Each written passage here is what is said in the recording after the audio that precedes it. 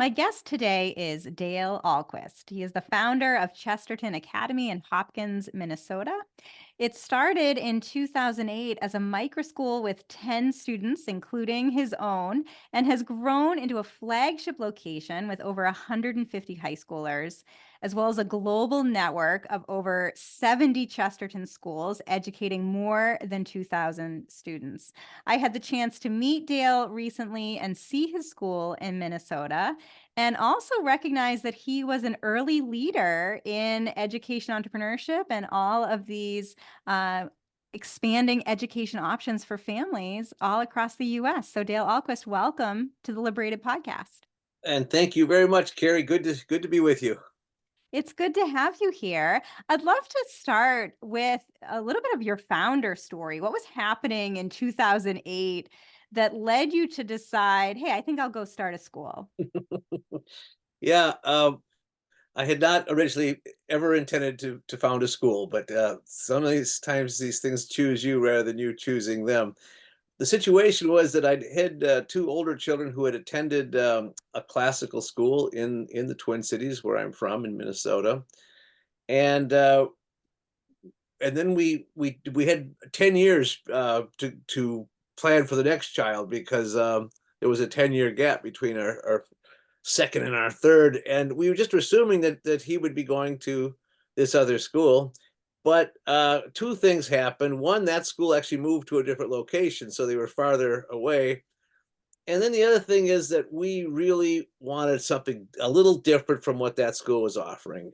We liked the classical approach. We liked many things about it, but there were a lot of tweaks to the curriculum that we would have liked to have seen. And we were wanting to have a Catholic school. This other school was a Christian school, but it wasn't specifically Catholic. And we knew that certain topics we wanted to be taught from a Catholic perspective. And so that was one of the driving forces. We also wanted the school classical, Catholic, and affordable. So we knew that that's what we were looking for, and we knew we weren't going to find it anywhere. So that's when we said, let's just start a high school. How hard can it be, right? And it was another gentleman and myself. We both attended the same parish. We both had children that were coming of age to go to high school, and we just put our own resources and enterprising ideas together. And he basically was taking care of the business end of it. I was taking care of the curriculum end of it. And we put together a school that, as you say, started with 10 students in 2008, 10 of the most miserable looking kids you've ever seen, who were wondering, what have our parents done to us? But what we did is, we gave them an education that they weren't going to get anywhere else. It was a really rigorous, integrated curriculum with an emphasis on the arts as much as on the sciences and the humanities. We took nothing away from the sciences and the math end of it, but we really made the arts on equal levels so that they were all going to learn how to draw and paint. They were all going to sing for 4 years of choir and music history, and then they were all going to be on stage. We had a required drama program as well, which drama by itself is one of the most integrated of all the disciplines, because you're bringing art, but also literature, psychology, interpretation. Everything comes together in art, and then you're learning public speaking and confidence in public at the same time. So uh, those four those elements of the arts, and then a 4-year philosophy course, just did it was unique to what other high schools were offering, Mm. and it just really caught on, Carrie, because with no plan of our own, people started coming to us and said, we want to do the same thing that you're doing at Chesterton Academy. And we just had to figure out a way to put it in a box and make it available to others. And now this network has really proved to be a grassroots movement for micro schools and an alternative education. I just love this idea that you couldn't find what you were looking for, so you had to go build it, right? And I hear this over and over, not only from school founders, but of course for entrepreneurs more generally, right? That you have to solve a problem in your own family or your own community, and then hopefully that it catches on. And sure enough, that's what happened with Chesterton Academy. When did you know that you were really on to something? The first few years of running any small business can be challenging. But when did you know that this was going to be here for the long haul and was actually going to expand? So people started contacting us about the school during the third year of the school. So we'd only been around for 3 years. At that point, we had 40 students. Mm. We went from 10 to 20 to 40 to 80. So we doubled each of our first years, and I guess, that was a good sign. But the fact that we were being observed, I've because of the Chesterton Society, which is the organization that is kind of the umbrella organization for the Chesterton Schools network. I had some national exposure, so people were hearing about the school that way. And and I would say when it was about the fourth or fifth school coming to us, we said, okay, this is a good model. This model does work. And then to even reinforce it, the people who followed the model had successful schools. The people who didn't follow the model, their schools did not stay open. Wow. Okay. I want to talk a little bit more about the model in just a bit, but let's back up if we could and Yeah. talk about a couple of things. One, the Chesterton Society, and two, what is classical education for those listening who may not know about this increasingly popular educational philosophy. So, whichever of those you want to start with first, Dale. Well, I'll start with the second question because it was a good story that I can't remember if I mentioned this before to you, but if you ever find yourself stranded in a jungle in the middle of nowhere, 300 miles from civilization, you know what you should do in order to get rescued? Start a classical high school, because immediately three people will show up and say, "That's not how you do classical education." And so when you ask what is classical education, there is some debate, but in general, it does mean you study the classics, starting with ancient literature and ancient philosophy and ancient art that of timeless works that have just survived and have informed our civilization. And so it's a matter of studying the great books.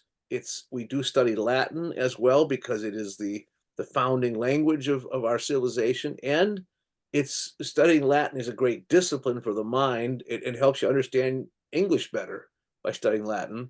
And then uh, the whole idea is that it's integrated. So we are every what you're teaching in one class is directly connected to what you're teaching in another class. So the student's mind is being formed as a whole and not a bunch of separate, distinct subjects that they have to figure out how they're connected themselves, and oftentimes they don't. And so it's the public school approach is kind of fragmentary, and whereas the classical approach is completely integrated. So those are the main highlights of what's different. And then of course we do emphasize what we call the transcendentals: truth, goodness, and beauty. So it is a search for truth and an expression of the truth.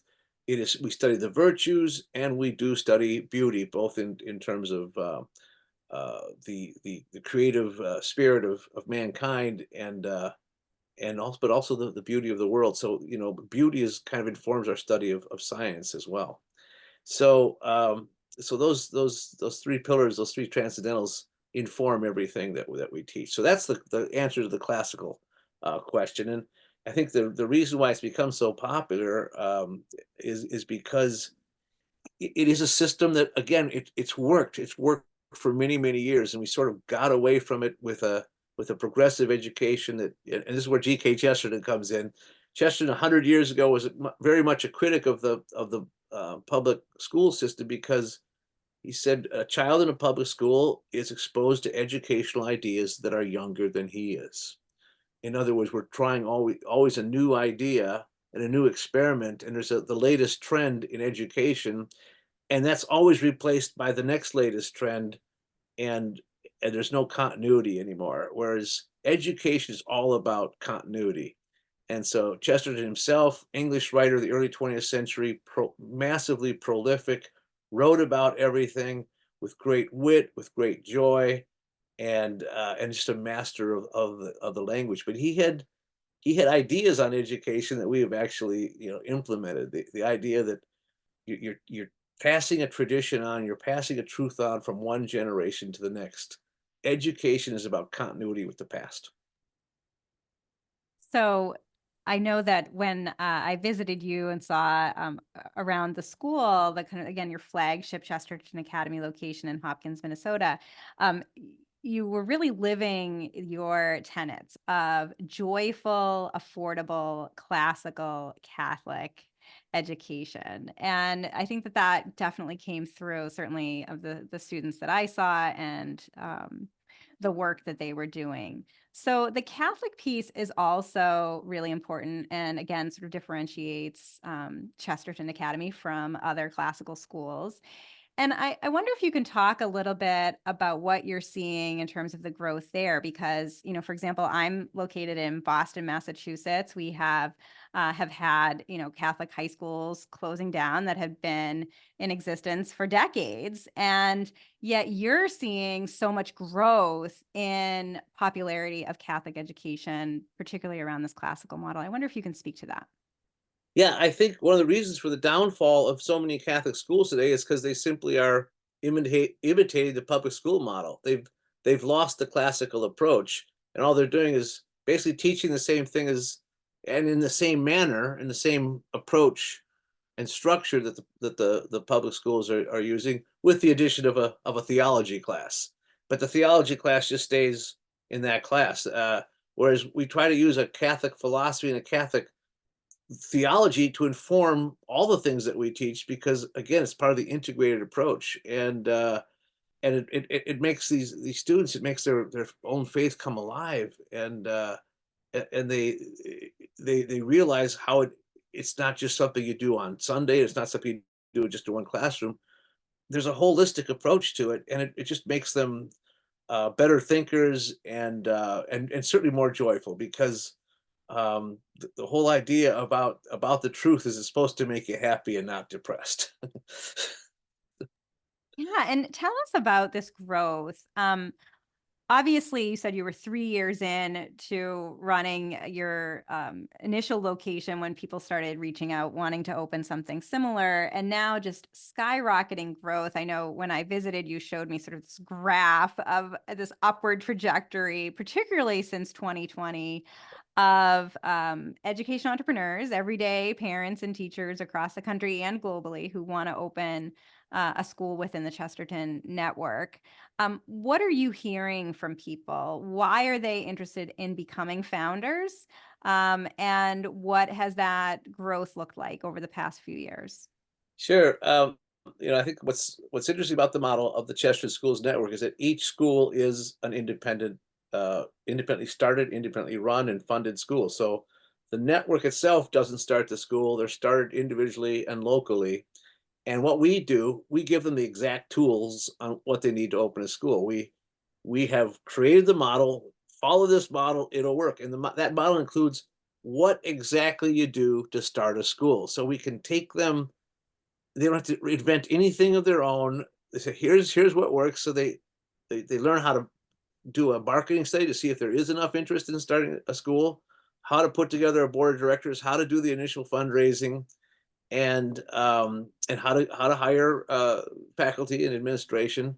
But also, one of the great things about the model is that you don't, when people think of starting a school, well, we got to build a building. No, there's so many empty classrooms available in every city right now because of the demographic changes in our society. So that there's always an empty school building that you can rent, whether it's from a former church, or an active church that doesn't have its education wing working, or public schools that have a space available. So that's one of the things that really keeps the cost down to start the school. And so what we've given parents, and these schools are usually started by a group of parents, Hmm. is we've given them the tools to completely take control of their children's education to do it exactly the way they would want to do it, and they're not leaving it up to someone else, or to an institution that has kinda lost touch with parents,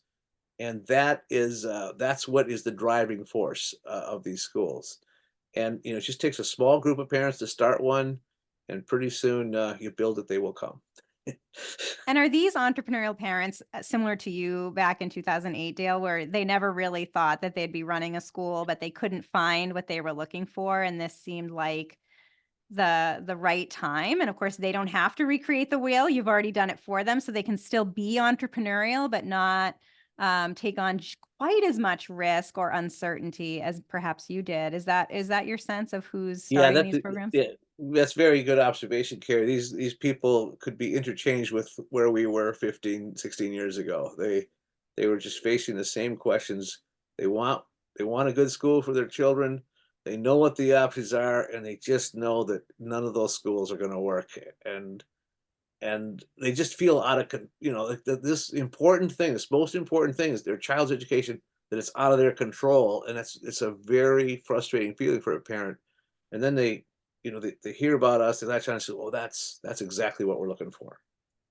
And again, when I looked at that graph of your growth trajectory since 2008, just a huge spike since 2020. What do you think is causing that? Why is it over the past 4 years in particular that parents have been so interested in building a new type of school or enrolling their children in a new type of school?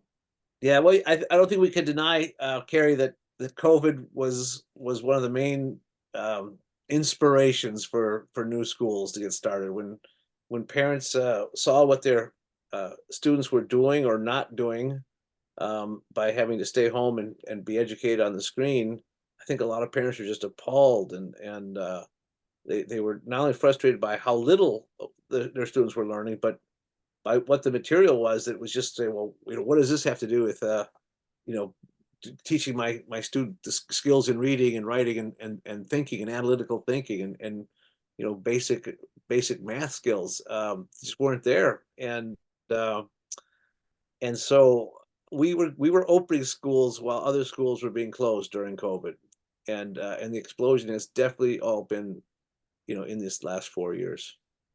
Yeah, and it really is with the Chesterton Academy and Network, this focus on rigorous academics blended with arts, painting. I mean, some of the paintings that your students were producing were just outstanding, and your theatrical performances, top quality. So it's just this real sense that it's an intellectual space, right? And that seems to be what's attracting people, students too, right? Like they are attracted to something that's not watered down, that's very rigorous. What are you hearing from students in particular of what they like about Chesterton? Yeah, the students, of course, they don't realize how good they have it. But then I would say, by the time they're ready to graduate, they start to see it's all starting to come together as they look back. So, oh, that's why we studied that. That's why we studied that. And they realize as they're about to launch that, oh man, we have really been prepared well. And they also realize, you know, what a great, benefit it's been to be in a smaller, intimate setting Mm, so that they have really developed what will be lifetime friendships, because of the size of the school, it's like a family, and, I think part of the solution, any solution to education is gonna have to be to reduce the scale rather than to widen it. You can't, mm. we just lose so much quality by trying to, centralize everything. Right. So the mission or the vision, I should say, of the Chesterton Network is um, lots of schools. So not no one school would get tremendously large. You'd have Right. multiple locations to really keep that community and individualized learning focus. Yeah, and the So the yeah, advantage of the network is that we can, scale a lot of services so that they don't have to reproduce everything themselves. yeah, and tell us a little bit more about those services because you Well, said that the we schools are independently operated. But right. what are some of the services that you offer? Well, we do like a all the book ordering is done through the network, so we can reduce the cost of textbooks for all the schools, and and Mm. that way also make sure that everybody is studying the same text and not doing too many variations. We allow the idea that there's got to be some local flavor to every school, but there also has to be a solidarity with the other schools, and that's that way. These schools are helping each other that way. So and we have the same templates so that they actually know exactly, Mm, and there's certain cost saves that we can experience by providing things to all the schools. Some of those are leaving me right now because I'm the dreamer. I'm not the implementer. So- yeah. But you mentioned, Dale, that the schools that have been successful are the ones that have stayed true to the model, and those that have strayed have not been as successful. I wonder if you can speak a little more to that. yeah, I think it's a combination. If they change the curriculum, uh, and they stop they stop doing the overall um, atmosphere, the culture that we're trying Mm, to create in the schools. They want to just do things differently, and they just find that these other things are not working as well. Sometimes it'll be interesting enough. Sometimes if they have too much money, they start thinking they can do anything they want, and mm, it's funny. Uh, Poverty is actually a benefit to these schools because we learn how to respect a budget, and we don't ever go in debt, and you know p- it's things like that, certain hiring decisions that you just stick with the model. If you stray from it, it usually is some kind of a seed of destruction. mm. So let's talk a little bit more about affordability, which is another pillar of the Chesterton schools. Um, these schools are intentionally low cost. How do you accomplish that, right? I mean, running a school takes overhead, takes salaries, takes, building infrastructure, all of that. How are you able to make these schools affordable to families? Yeah, so again, renting an old school building is a great way to save upfront money. Um, we uh, we do tap into some of the power of volunteerism with parental involvement that saves certain costs. Um, we don't have expensive sports. So Hmm. there's no football team, there's no hockey team, but you can do a rigorous sports system with cheap sports: basketball, baseball, soccer, women's volleyball, men's volleyball. We have them both now. Those are really cheap sports to run. But as soon as you have a football team, you've added $3,000 to every student's tuition. Hmm.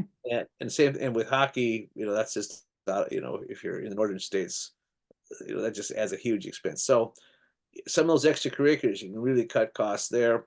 We also don't have a lot of fancy electronics in the school. There's no screens in the classrooms.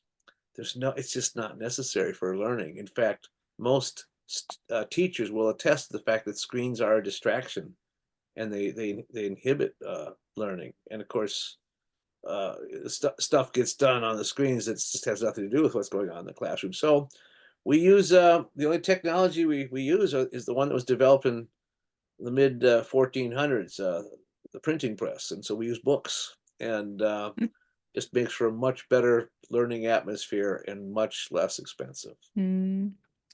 So, Dale, what are some of the areas, especially in the US, that you're seeing particular growth? Certain states or certain geographic regions, and what do you think is happening there that's leading to that growth?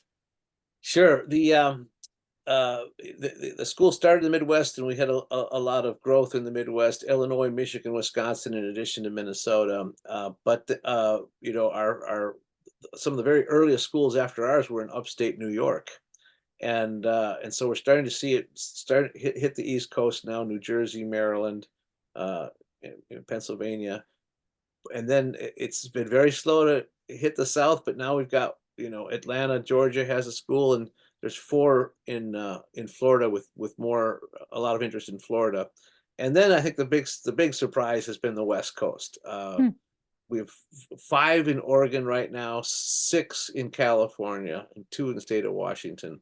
And these are, I guess, the most surprising places to see Chesterton academies. Hmm.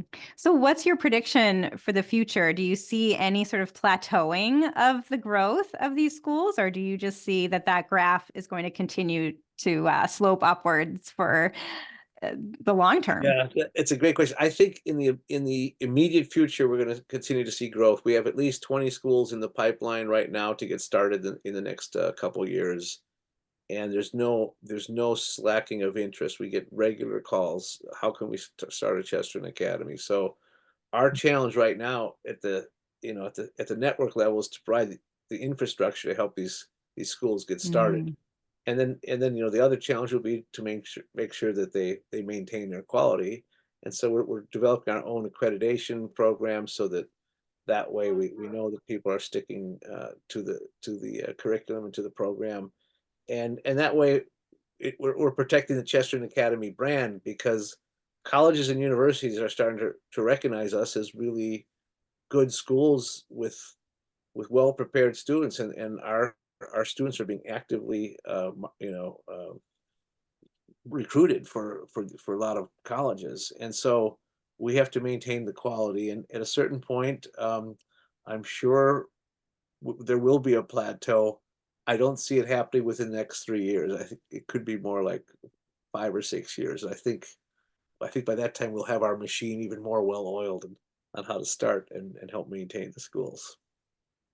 So, Dale, if some of my listeners and viewers love what they've heard and want to open a Chesterton Academy in their community, how could they do that? What is the process for them? Yeah, so the website is Chesterton Academy. No, just a minute now. Let me get it right. There's a different one. Chesterton Schools Network.org.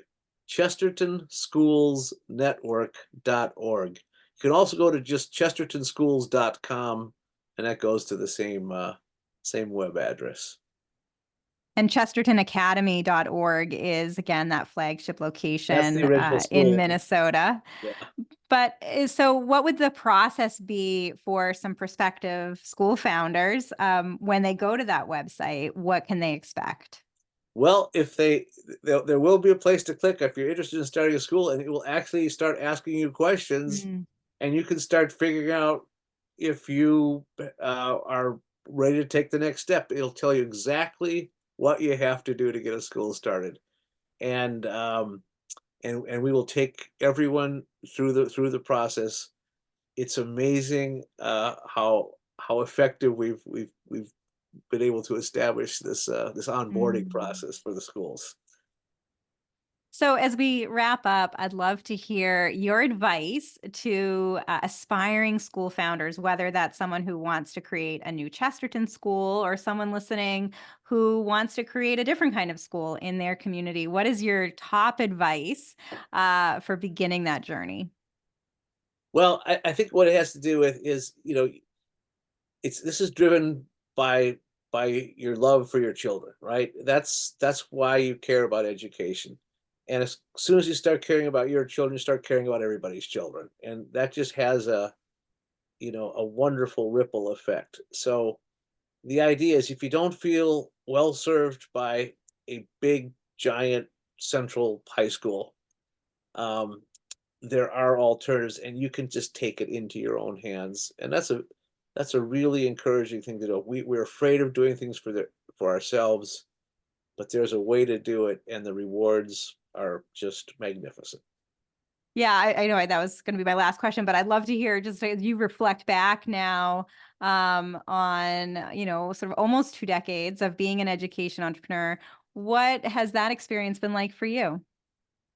Well, I it what the funniest thing, Gary, is that didn't never expected to become an expert in education, and now I am considered one because of the success of these schools, and so that experience, to be able to have that voice now in the education community, that's a really a really privileged position Mm. to be in. So I'm really happy that I can help other people and make people think about what's really important in education. That's just a great privilege for me to be able to do that. I love that. So entrepreneurship leading to thought leadership for you and being able to be an important voice in reflecting on American education and its future. So, well, I look forward to checking back with you and seeing about the continued growth of the Chesterton Network. I know that, again, looking at that graph, it looks like you'll be over 100 schools sooner than later. And it'll just be great to see where all of that goes. And so, Dale Alquist, thank you so much for being on the Liberated podcast. Gary, it's just a great privilege to be with you. And there's a school starting in Boston, so that's one you can watch up close there. Yes, Chesterton I can't Academy. wait. Okay, good. Wonderful. All right. Thanks, Dale. God bless.